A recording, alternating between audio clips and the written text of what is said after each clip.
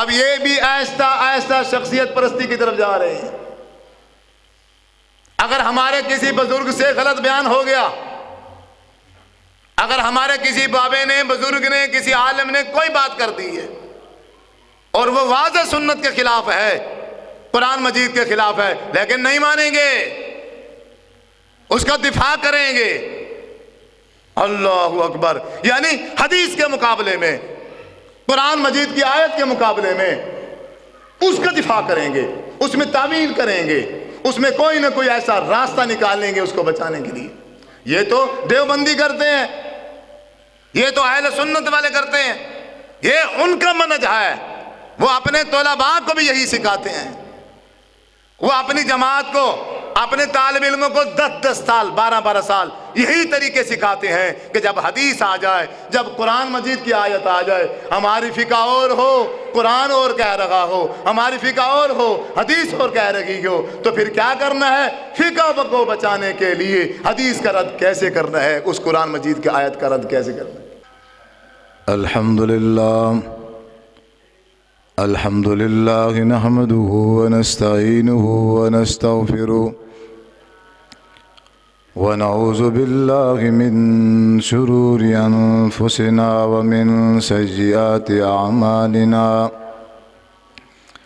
من يهده الله فلا مضل له ومن يضلل فلا هادي له وأشهد أن لا إله إلا الله وحده لا شريك له وأشهد أن محمدا عبده ورسوله أما بعد فإن خير الحديث كتاب الله وخير الهدي هدي محمد صلى الله عليه وسلم وشر الأمور محدثاتها فإن كل محدثة بدعة وكل بدعة ضلالة وكل ضلالة في النار۔ أعوذ بالله السميع العليم من الشيطان الرجيم بسم الله الرحمن الرحيم يا أيها الذين آمنوا اتقوا الله حق تقاته ولا تموتن إلا وأنتم مسلمون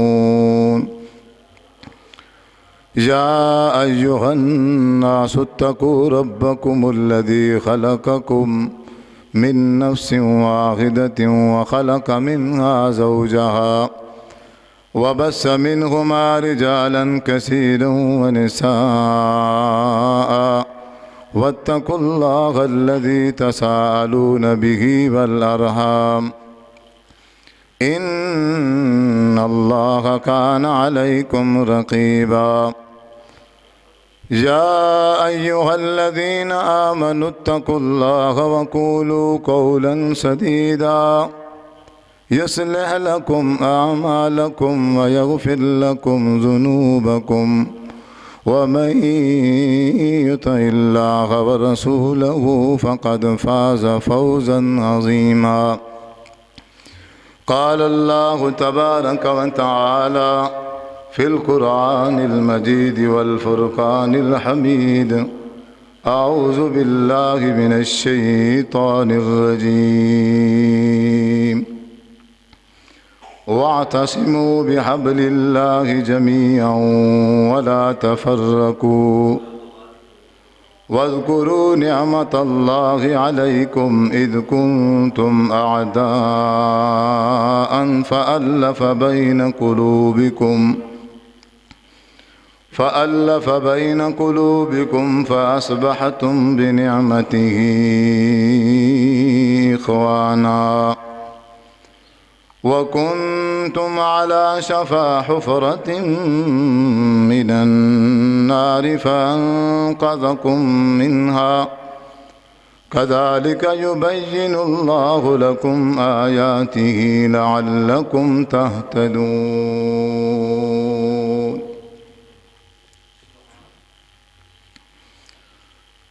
ہر قسم کی حمد و ثنا اللہ وحدہ لا شریک کی ذات کے لیے، درود و سلام آقا دو جہان جناب محمد صلی اللہ علیہ وسلم کی ذات اقدس مبارکہ پر خاص اور مختص ہوں۔ سورۃ آل عمران ہے، پارہ نمبر 4 ہے، آیت نمبر 103 ہے۔ اس سے پہلے آیت نمبر 102 میں اللہ تعالیٰ نے ارشاد فرمایا، یا ایھا الذین آمنوا، اے ایمان والو، اتقوا اللہ حق تقاتہ، اللہ تعالیٰ سے ایسے ڈرو جیسے اللہ تعالیٰ سے ڈرنے کا حق ہے۔ ولا تموتن الا وانتم مسلمون، تمہیں موت اس حالت میں آئے کہ تم مسلمان ہو۔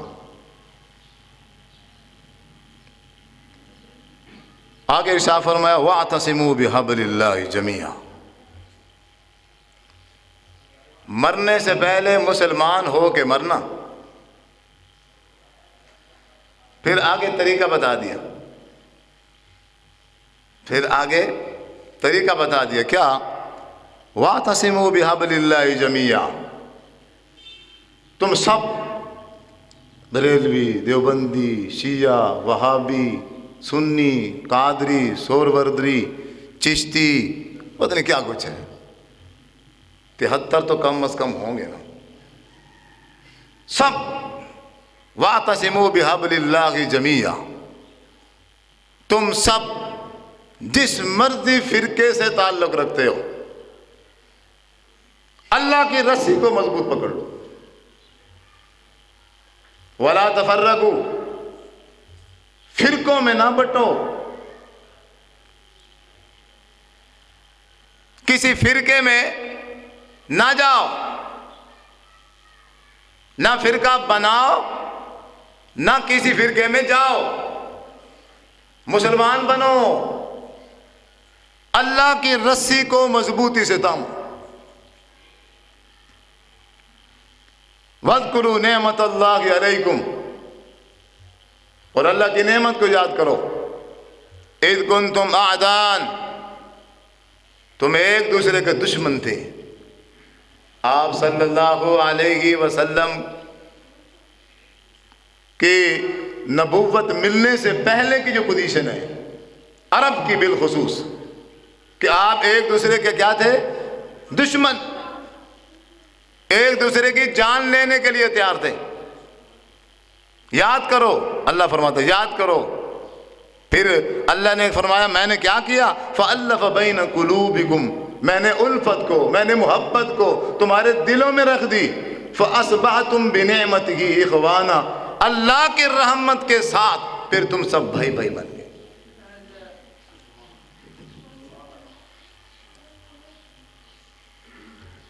آج اہل حدیث بریلویوں کے بھائی نہیں ہیں، آج اہل سنت والے یہ دیوبندیوں کے بھائی نہیں ہیں، یہ تو دشمن ہیں ایک دوسرے کے، حالانکہ یہ مسلمان ہیں۔ حالت یہ ہے، پوزیشن یہ ہے، سختی کے ساتھ منع کیا ہوا ہے، روکا ہوا ہے، خبردار اس کو سلام نہیں کرنا، اس سے نہیں ملنا، بے وجہ یہ فلاں ہے، یہ ہماری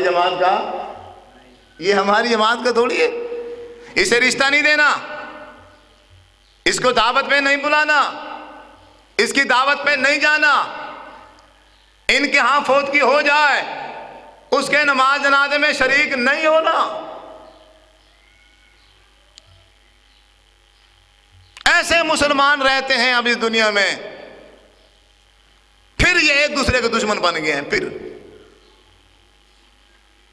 آپ صلی اللہ علیہ وسلم نے بڑی محنت کر کے، قربانیاں دے کے، قربانیاں،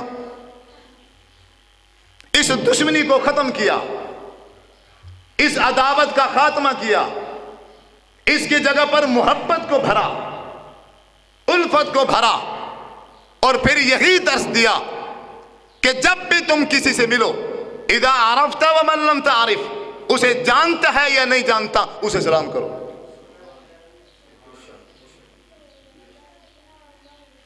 جانتا ہے یا نہیں جانتا، کرنا کیا ہے؟ سلام۔ آپ صلی اللہ علیہ وسلم کو اس دنیا سے گئے ہوئے تقریباً 1450 سال ہو گئے۔ اب ان کے اس دنیا سے جانے کے بعد حالات اور پوزیشن پھر وہی بن گئی۔ اللہ تبارک و تعالیٰ فرماتے ہیں وَكُنْتُمْ عَلَى شَفَا حُفْرَةٍ مِّنَ النَّارِ، تمہاری عداوت کی انتہا یہ تھی، ایک دوسرے سے بغض رکھ کے، ایک دوسرے سے بدماشی کر کے، ایک دوسرے کو فلاں یہودیوں نے کہا یہ جہنمی ہیں اور عیسائیوں نے کہا یہ جہنمی ہیں۔ یہودی کہتے ہیں یہ کسی دین پہ نہیں ہے، عیسائی کہتے تھے یہ کسی دین پہ نہیں ہے، یہی سسٹم چل رہا تھا۔ وہ کہتا ہے تم غلط ہو ہم جنتی ہیں، وہ کہتا ہے نہیں ہم جنتی ہیں تم غلط ہو، یہی چل رہا تھا۔ اور یہ کرتے کراتے پوزیشن یہ پہنچ گئی تھی علی شفا حفرۃ من النار، تم بالکل جہنم کے کنارے پہ کھڑے تھے، اگلا قدم تمہارا جہنم میں تھا۔ فَأَنْقَذَكُم مِّنْهَا، اللہ فرماتا ہے پھر ہم نے اپنا آخری نبی حضرت محمد صلی اللہ علیہ وسلم کو بھیج کے تمہیں جہنم سے بچا لیا۔ حضور نے کھینچا، زبردستی کھینچا، اور پھر آپ نے اس کی مثال بیان کی۔ بخاری شریف کے اندر حدیث ہے، آپ فرماتے ہیں میری مثال ایسی ہے، لوگوں کی پوزیشن یہ تھی جہنم کی طرف جانے کی کہ جیسے ایک شخص آگ جلاتا ہے، اب روشنی ہو گئی، روشنی کی وجہ سے وہ کیڑے مکوڑے سارے جمع ہو جاتے ہیں، اب وہ پروانے آ جاتے ہیں سب، بالخصوص جب بارش ہو جائے، بارش کے بعد آپ بتی جلاؤ پھر اس کی پوزیشن دیکھو۔ اب جو آگ جلانے والا ہے وہ آگ کے پاس بیٹھا ہے اور پوری کوشش کر رہا ہے، انہیں ہٹا رہا ہے، آگ سے بچا رہا ہے، لیکن وہ زبردستی اس آگ میں آ کے گرتے ہیں۔ میری حالت بھی یہی ہے، حضور فرماتے ہیں میں انہیں زبردستی جہنم سے بچانے کی کوشش کرتا ہوں اور یہ میرا ہاتھ چھڑا کے زبردستی اس جہنم میں گرنے کی کوشش کر رہے ہیں۔ غلط پٹی پڑا دی ہے۔ اگر میں مدارس کا گلہ کروں گا تو شاید محسوس ہو جائے گا، نہیں کرتا۔ یہ مدارس دین کا گہوارہ ہیں،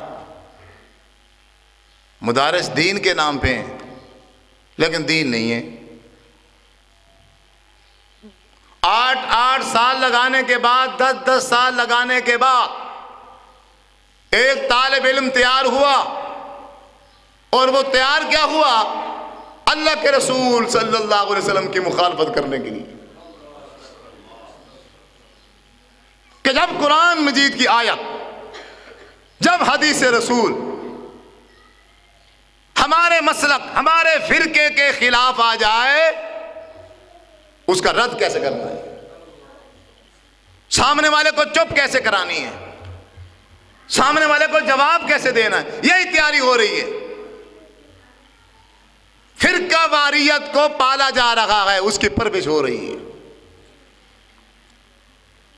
اللہ کے گھر ہیں، مساجد ہیں، اس لاہور میں بھی ہوں گے مختلف مساجد، یہ بریلویوں کی ہے، یہ وہابیوں کی ہے، یہ دیوبندیوں کی ہے، یہ فلاں کی ہے اور یہ فلاں کی ہے، اور وہ دور سے پتہ چل جاتا ہے ہاں یہ اہل حدیثوں کی ہے، یہ بریلویوں کی ہے، یہ دیوبندیوں کی ہوگی۔ دور سے کوئی سیٹنگ اس طرح کی ہے، اس کے نشانات اس طرح کے ہیں، اس کے اندازات اس طرح کے ہیں، اور اس میں اس بریلوی مسجد میں بریلوی سکون سے نماز پڑھ سکتا ہے، وہابی کو اجازت نہیں ہے، وہابی مسجد میں فلاں پڑھ سکتا ہے، دیوبندی میں فلاں پڑھ سکتا ہے۔ ان کے مصلی پہ اگر یہاں اہل حدیث کی مسجد ہے، یہ یہاں بریلوی مصلی پہ کھڑے ہو کے نماز نہیں پڑھا سکتا۔ देवबंदी मस्जिद में अहले हदीस मुसल्ले पर खड़े होकर इमामत नहीं करा सकता। यानी अल्लाह का घर है, लेकिन उस अल्लाह के घर को बरेलवियत के साथ जोड़ दिया है, उस अल्लाह के घर को वहाबियत के साथ जोड़ दिया है, उस अल्लाह के घर को देवबंदियत के साथ जोड़ दिया है। अब इसका मतलब ये है, ये अल्लाह का घर नहीं रहा, अब ये हमारा घर हो गया है। जो हमारे मसलक को, जो हमारे फिरके को अपनाएगा वो खड़ेगा, जो नहीं अपनाएगा उसको इजाजत नहीं है, वो जब भाग जाए। ये अल्लाह के घर थोड़ी है, ये अल्लाह के घर नहीं है भाई, ये तो हमारे अपने हैं, ये तो हमने बनाए हैं। हम इसमें चुतराहट चलाते हैं, हमारा यहाँ आर्डर चलता है और हमारी यहाँ मर्जी चलती है। हमारी मर्जी के मुताबिक मस्जिद में कोई आए तो ये मस्जिद में वो रह सकता है, नमाज पढ़ सकता है, वरना नहीं रह सकता। ये जो हालत है ये उस दौर से भी बदतरीन हालत है। यहूद और नसारा की जो पोजीशन थी, आपस का उनका जो इख्तलाफ था, आज फिर वही इख्तलाफ, वही पोजीशन इख्तियार कर गई है। अजीज बुजुर्गों, नौजवान साथियों, आप सोचेंगे, आप महसूस करेंगे कि आखिर ये कहना क्या चाहता है। सच्ची बात है, जब से होश संभाला है और मुझे शऊर आया है, अल्लाह ने हिदायत दी है। हम भी भटके हुए थे, हम भी भटके हुए थे, पता नहीं क्या कुछ बने हैं, बरेलवी भी बने, देवबंदी भी बने, पता नहीं क्या कुछ बने। जब अल्लाह तबारक व तआला की इस किताब को जब दिल से पढ़ा, जब इसका तर्जमा पढ़ा, जब रसूलुल्लाह सल्लल्लाहु अलैहि वसल्लम के फरमान को पढ़ा, फिर जाके पता चला दीन कोई और चीज़ है और मौलवी कुछ और कहते हैं।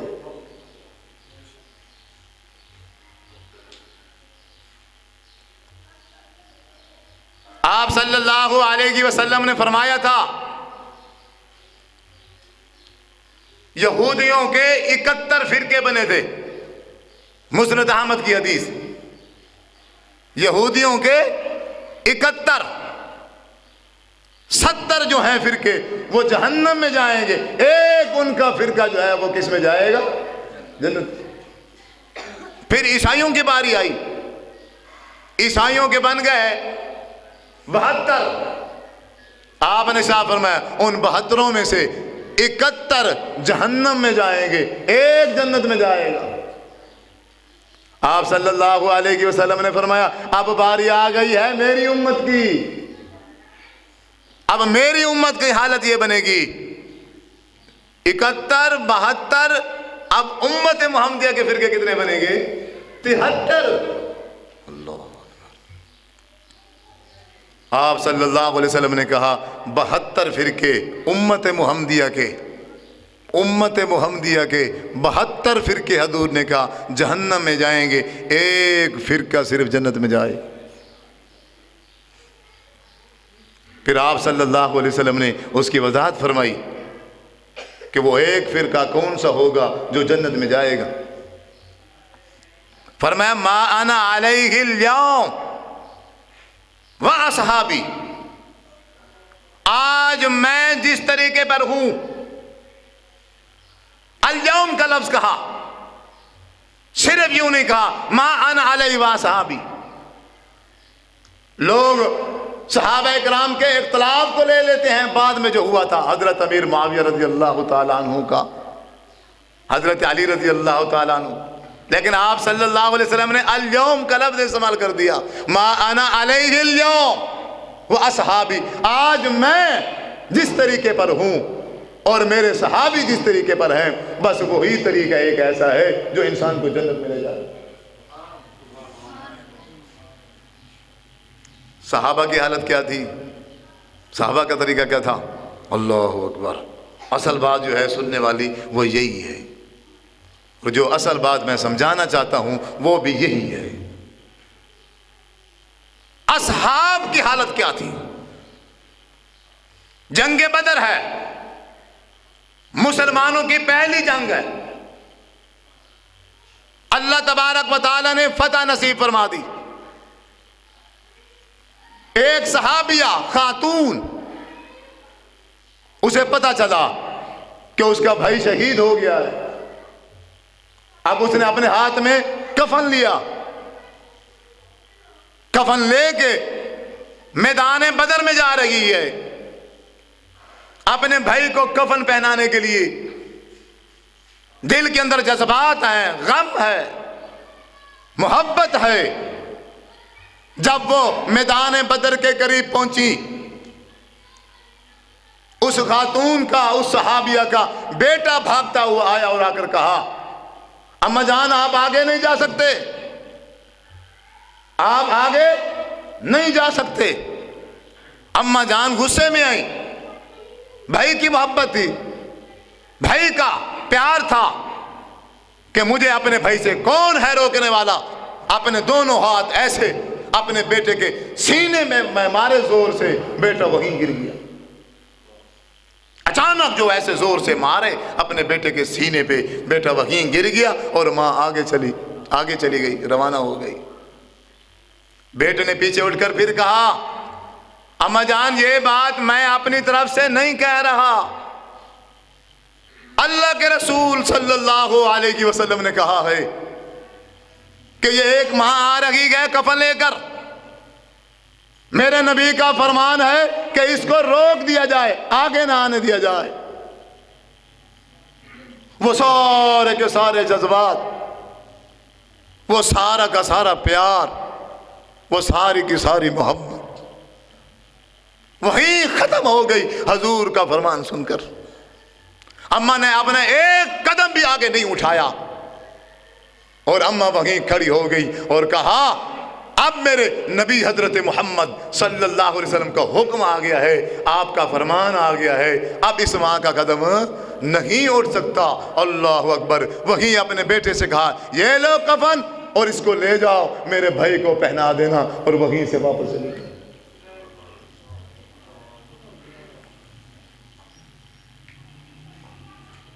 یہ ہے ہمارے اندر ہے نہیں ہے, ہمارے اندر نہیں ہے. ایک وقت ہوتا تھا, ہم چھوٹے سے ہوتے تھے, سنتے تھے, بزرگوں کو دیکھا تھا. اہل حدیث ایک ایسا فرقہ تھا. یہ اہل حدیث مجھے کہتے ہیں کہ اہل حدیث جماعت ہے, فرقہ نہیں ہے. اللہ کے بندے ہو, حضور فرما رہے گئے میری امت کے 73 فرقے بنیں گے, 72 جہنم میں جائیں گے, ایک فرقہ ہی جنت میں جائے گا. جو جنت میں جائے گا وہ بھی فرقہ ہی ہوگا.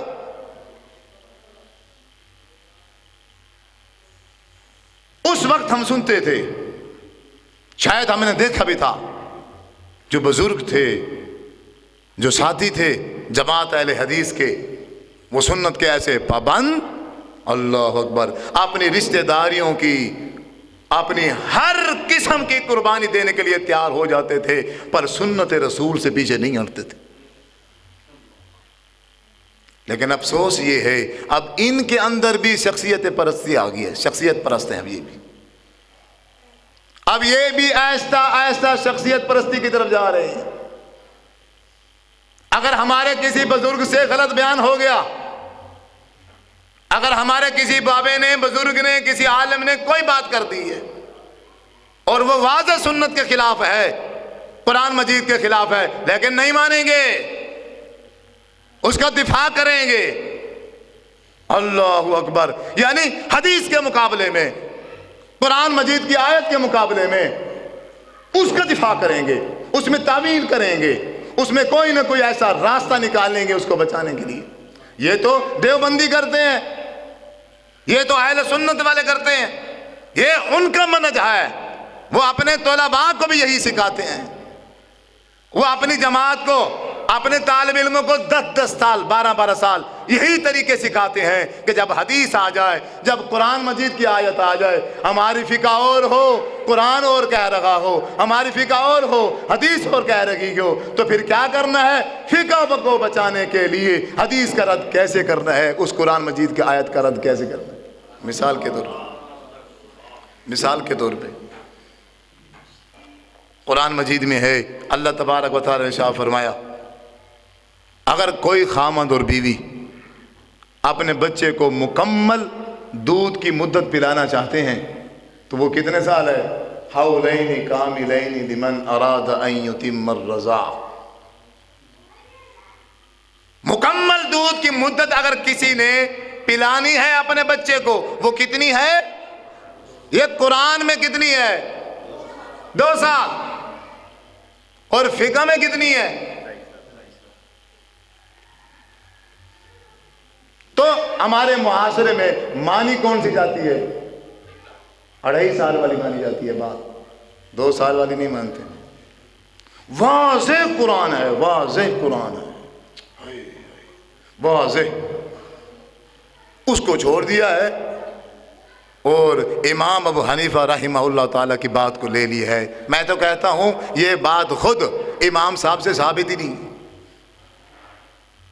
500 साल बाद फिक़ह लिखी जा रही है, इमाम साहब के फौत हो जाने के कितने 100 साल बाद। और जो बंदा लिख रहा है वो बराह रास्त कह रहा है इमाम साहब ने यूं कहा, इमाम साहब ने यूं कहा। भाई आपको क्या वही है ये? आपको किसने कहा कि इमाम साहब ने यूं कहा? बीच में कोई वसीला दो, बीच में कोई रावी दो, बीच में कोई ऐसा बंदा रखो जो अपनी बात को इमाम अबू हनीफा रहमहुल्लाह तक पहुंचाए। लेकिन फिर भी ये मेरे भाई ये कुरान को छोड़ने के लिए तैयार हैं, ये कुरान को छोड़ने के लिए तैयार हैं, लेकिन इमाम साहब की बात को छोड़ने के लिए तैयार नहीं। ऐसे सैकड़ों मसाइल हैं मैं जिनकी आपको मिसाल दे सकता हूँ। हम क्या करते हैं, हम उन मसाइल में कुरान और हदीस को पीछे कर देते हैं, आज के जो मौलवी हैं उनको आगे कर देते हैं।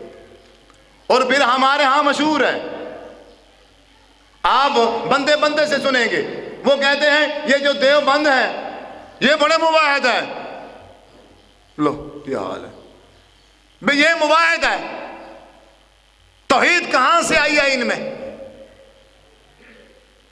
आप सल्लल्लाहु अलैहि वसल्लम ने अदी बिन हातिम को फरमाया था कि जब वो आए आप सल्लल्लाहु अलैहि वसल्लम के पास आकर कहने लगे या रसूलुल्लाह सल्लल्लाहु अलैहि वसल्लम मुझे एक आयत की समझ नहीं आई। कुरान मजीद में है इत्तखज़ू अहबारहुम व रुहबानहुम अरबाबा मिन दूनिल्लाह, कि इन यहूदों नसारा ने अपने मौलवियों को, अपने आलमों को रब के मुकाबले में खुदा बना लिया है। अल्लाह को छोड़ के अल्लाह की जगह पर इन्होंने अपने मौलवियों को रब बना लिया है। हजरत अदी फरमाते हैं या रसूल अल्लाह सल्लल्लाहु अलैहि वसल्लम यही बात मुझे समझ नहीं आ रही, क्योंकि मैं भी तो ईसाई रहा, मैं भी तो पहले गैर मुस्लिम ही था, हम यहूद और नसारा में शामिल थे, लेकिन हम तो इनको रब नहीं मानते थे, हम तो इनकी इबादत नहीं करते थे। लेकिन इस आयत में लिखा हुआ है, कुरान कह रहा है ये उनको रब मानते हैं, मौलवियों को, ये आलमों को खुदा मानते हैं, ये आलमों की इबादत करते हैं। इसकी थोड़ी वजाहत कर दें, मुझे बात समझ नहीं आई। आप सल्लल्लाहु अलैहि वसल्लम ने फिर वजाहत फरमाई। आपने सवाल किया और फरमाया ऐ अदी बताओ, जब वो तुम्हारे उलमा अल्लाह की हराम करदा चीज को हलाल कर देते थे तो फिर तुम उसको हलाल समझते थे या नहीं समझते थे? कहा हम समझते थे। फरमाया जब अल्लाह की हलाल करदा चीज को वो तुम्हारे उलमा हराम कर देते थे, उसको हराम समझते थे या नहीं? फरमाया समझते थे। आपने इशा फरमाया फतिल का इबादत हूं, यही तो उनकी इबादत है। अल्लाह और उसके रसूल के मुकाबले में, अल्लाह और उसके रसूल के मुकाबले में जो किसी आलिम की बात को फॉलो करता है, वो चाहे मैं क्यों ना हूं, किसी आलिम की बात कुरान और हदीस के मुकाबले में उसको कबूल करता है, तो ऐसे समझो वो इंसान मुशरिक है, मुशरिक है। वो अल्लाह की बजाय इस मौलवी की इबादत कर रहा है। मुशरिक सिर्फ वो नहीं आता जो दरबारों और मज़ारों पे जाके अपना माथा टेक दे, जो अल्लाह और उसके रसूल के मुकाबले में किसी और की इताअत कर रहा है, किसी और की बात मान रहा है, वो भी मुशरिक है। और ये तो जानबूझकर, ये तो जानबूझकर पढ़ लिख कर समझने के बाद جب بات سمجھ آ گئی کہ واقعی قرآن ایسے کہہ رہا ہے، بات سمجھ آ گئی ہے کہ حدیث واقعی ٹھیک ہے، سچی ہے، اس میں کوئی شک نہیں ہے، اور یہ سب کچھ کہنے کے بعد، اقرار کرنے کے بعد آگے سے پھر کہتا ہے نہیں نہیں نہیں نہیں نہیں، میں تو حنفی ہوں، میرے اوپر تقلید واجب ہے۔ قرآن واجب نہیں ہے، میرے نبی صلی اللہ علیہ وسلم کا فرمان تمہارے اوپر واجب نہیں۔ امام صاحب سے پہلے جو لوگ تھے، امام صاحب سے پہلے جو لوگ تھے، وہ کون سی فقہ پہ عمل کرتے تھے؟ امام ابو حنیفہ سے پہلے لوگ حنفی تھے، امام مالک سے پہلے لوگ مالکی تھے، امام شافعی رحمۃ اللہ علیہ سے پہلے لوگ شافعی تھے، امام احمد بن حنبل رحمہ اللہ تعالیٰ سے پہلے لوگ حنبلی تھے؟ نہیں تھے۔ کیا تھے پھر؟ تب تو یہ تھے ہی نہیں۔ وہ اس وقت کیا تھے؟ وَلَا تَمُوتُنَّ إِلَّا وَأَنْتُمْ مُسْلِمُونَ۔ انہوں نے اللہ اور اس کے رسول صلی اللہ علیہ وسلم پر ایمان لے کے آئے تھے۔ میرے بھائیو، آج بھی اگر پھر اتفاق ہو سکتا ہے، پھر اجتہاد ہو سکتا ہے، تو وہ بھی اسی صورت میں ہوگا کہ ہم سب کو چھوڑ کے، میں کسی ایک کی بات نہیں کر رہا، سب کو، جب تک آپ اپنے آپ کو نیوٹرل نہیں کریں گے تب تک کوئی بات بھی آپ کو سمجھ آنے والی نہیں ہے۔ پہلے اپنے آپ کو فری کریں، اپنا دماغ ایزی کر دیں، اپنی سوچ، اپنا ذہن، آپ کہیں کہ میں کچھ بھی نہیں ہوں، میرا کسی سے کوئی تعلق نہیں ہے، میرا تعلق ہے تو قرآن سے ہے، میرا تعلق ہے تو محمد الرسول اللہ صلی اللہ علیہ وسلم کے فرمان سے، پھر یقیناً دنیا بھی بن جائے گی، پھر آخرت بھی بن جائے گی۔ اگر ایسا نہ ہوا، اگر ایسا نہ ہوا، پھر کیا آپ رمضان المبارک کے روزے، کیا آپ ساری زندگی روزے سے رہ جائیں، ساری زندگی روزے سے رہ جائیں، وہ روزہ آپ کو جہنم میں تو لے جائے گا، جنت میں کبھی نہیں جانے دے گا۔ صحیح بخاری شریف کی حدیث ہے، آپ صلی اللہ علیہ وسلم نے درس ارشاد فرمایا، آپ نے کہا جو اللہ کے راستے میں ایک روزہ رکھے گا، اللہ تبارک و تعالیٰ اس کو 70 سال کی مسافت جہنم سے دور کر دے گا۔ ایک روزہ، ایک روزہ رکھنے سے بندہ جہنم سے کتنا دور ہو جاتا ہے؟ اے نوجوان سنو، ہمارے معاشرے کے بزرگ روزہ رکھتے ہیں، ہمارے معاشرے کے بزرگ رات کو قیام کرتے ہیں، جو بیچارے قیام کرنے سے عاجز ہیں، کمزور ہیں، جو بیچارے روزہ برداشت نہیں کر سکتے وہ کرتے ہیں، جو صحت مند ہے، طاقتور ہے، آسانی کے ساتھ روزہ رکھ سکتا ہے، آسانی کے ساتھ قیام کر سکتا ہے، وہ نہیں کرتے۔ سن لو، اگر کسی نے ایک روزہ رکھا ہے، اللہ تعالیٰ اس کو جہنم سے 70 سال کی مسافت دور کر دیتا ہے۔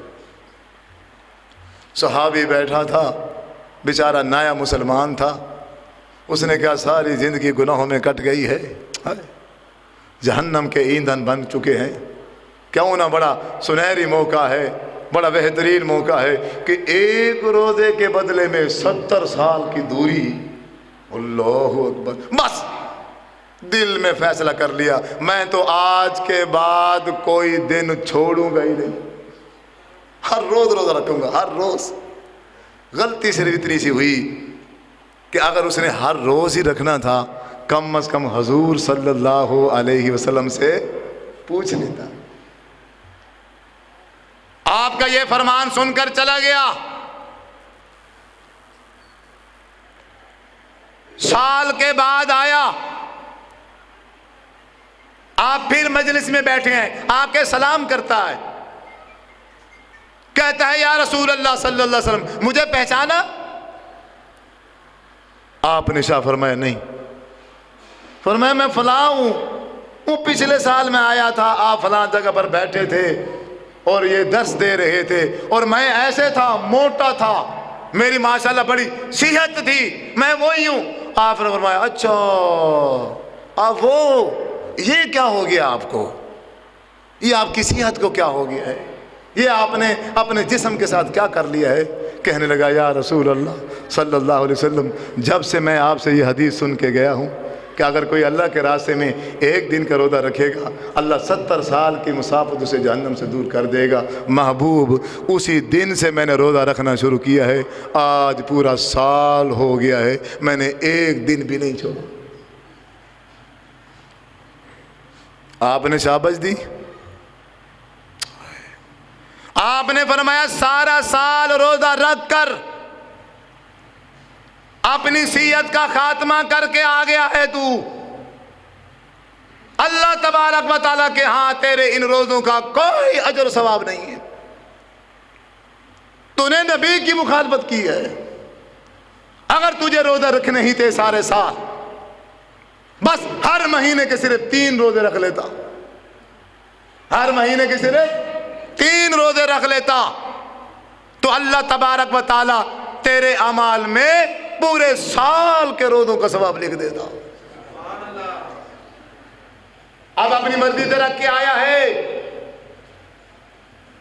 میرے طریقے کی خلاف ورزی کر کے آیا ہے، فَلَا نُقِيمُ لَهُمْ يَوْمَ الْقِيَامَةِ وَزْنًا، اب اس کا کوئی وزن نہیں ہے اللہ تعالیٰ کے ہاں۔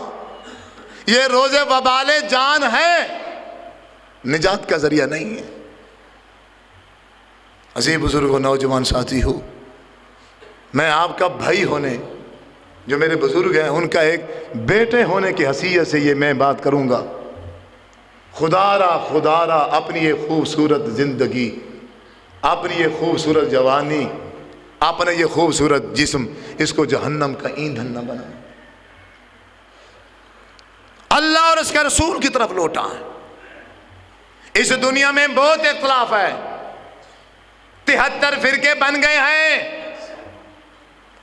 اب یہ جو فرقوں کی پوزیشن ہے، اگر آپ انہی میں رہیں گے، اگر آپ انہی میں الجھے رہیں گے تو پھر صراط مستقیم جو ہے وہ پھر انتہائی دور ہو جائے۔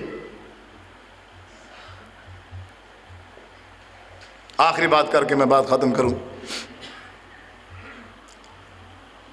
وَاعْتَصِمُوا بِحَبْلِ اللَّهِ جَمِيعًا وَلَا تَفَرَّقُوا، اللہ تبارک و تعالیٰ کی یہ رسی ہے، یہ قرآن اللہ تبارک و تعالیٰ کی رسی ہے، جو بندہ اس کو مضبوطی سے تھام لے گا وہ بندہ یقیناً اس دنیا میں بھی کامیاب ہو جائے گا، آخرت میں بھی کامیاب ہو جائے گا۔ لیکن افسوس یہ ہے ہمارا جو اس قرآن کے ساتھ تعلق ہے، ہمارا اس قرآن کے ساتھ جو رویہ ہے وہ صرف اور صرف یہ ہے کہ یہ قرآن تو ہے اب مردوں کے لیے، یہ قرآن تو ہے آج مردوں کے لیے۔ کیوں؟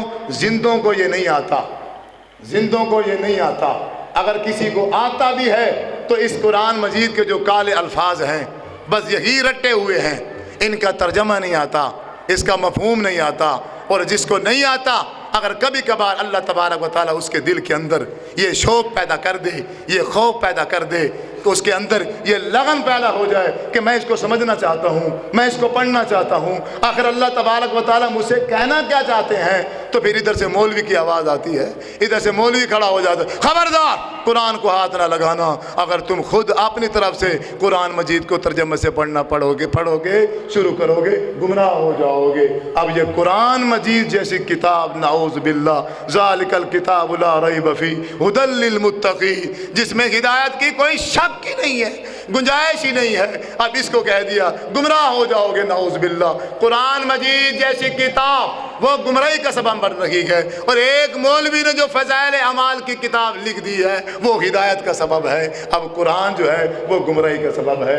تو میرے بھائیو، یہ مولوی کی چال ہے، یہ مولوی کا ڈرامہ ہے، اسے پتا ہے اگر یہ قرآن کے قریب ہوا، اگر اس نے قرآن مجید کو ترجمے سے پڑھ لیا، پھر یہ میرے شکنجے سے نکل جائے گا، پھر یہ میری جال سے بھاگ جائے گا، پھر یہ میرے کام دنیاوی جتنے ہیں یہ سارے کے سارے ٹھپ ہو جائیں گے، میرا سارا کا سارا بزنس، میرا سارا کا سارا کاروبار جو ہے وہ ختم ہو جائے گا۔ اب آپ لوگوں کی مرضی ہے، اپنی آخرت کو بچاؤ یا اپنی آخرت کو داغ پہ لگا دو۔ آخرت بنے گی صرف اسی صورت میں، قرآن مجید کو اپنی زندگی میں لے آؤ۔ ہر بندہ کوشش کرے ہمارے ہاں یہ شوق ہوتا ہے، ہم ایک دوسرے سے پوچھتے ہیں کتنے ختم ہو گئے، وہ کہتا ہے 5 ہو گئے، وہ کہتا ہے 10 ہو گئے۔ یہ 5-10 کی ضرورت نہیں ہے، آپ ایک کر لو، آپ ایک پارہ پڑھ لو، آپ ایک رکوع پڑھ لو، لیکن وہ پڑھو ترجمے کے ساتھ تاکہ سمجھ آئے مجھے۔